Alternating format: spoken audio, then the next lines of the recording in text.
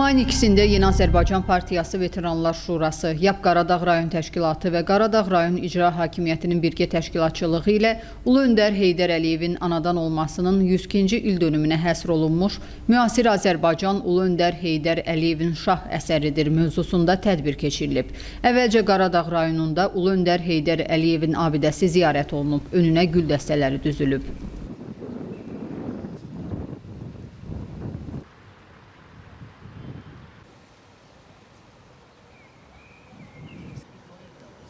Qaradağ rayonu Heydər Əliyev mərkəzində keçirilən tədbirdə öncə Ulu Öndər Heydər Əliyevin Azərbaycanın ərazi bütövlüyü və suverenliyi uğrunda canlarını qurban vermiş şəhidlərimizin əziz xatirəsi bir dəqiqəlik sükutla yad edilib, dövlət himni səsləndirilib.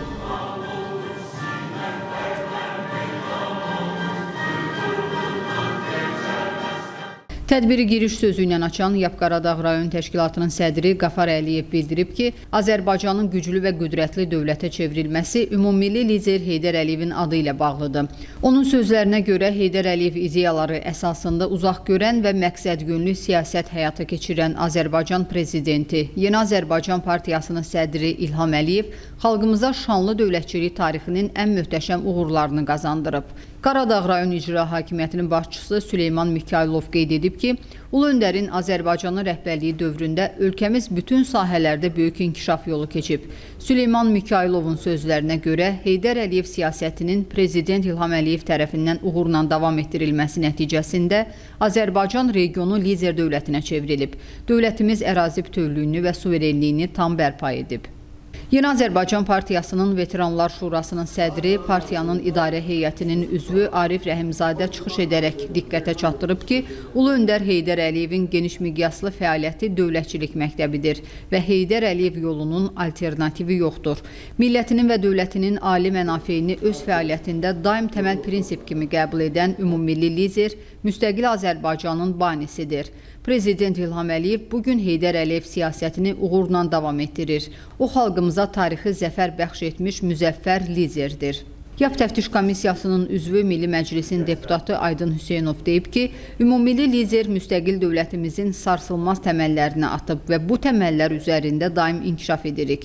Biz Azərbaycan vətəndaşları olaraq daim Heydər Əliyev siyasətinə sadiq olmalı, Prezidentimiz İlham Əliyevin ətrafında bundan sonra da sıx birləşməliyik deyə Aydın Hüseynov fikirlərinə əlavə edib.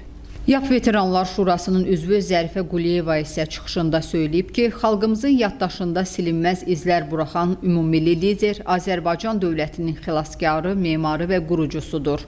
Heydər Əliyevin yaratdığı müstəqil Azərbaycanı Prezident İlham Əliyev qalib dövlətə çevirib. Qazanılan bütün uğurların əsasında Heydər Əliyev siyasəti dayanır deyə Zərifə Quliyeva vurğulayıb.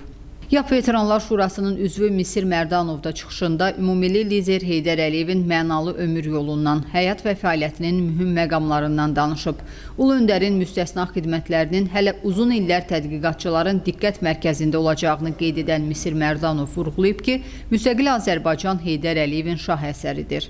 İnteraktiv formada davam edən tədbirdə iştirakçıların sualları cavablandırılıb. Daha sonra partiya sıralarından yeni qəbul olunan şəxslərə üzvlük vəsiqələri təqdim olunub.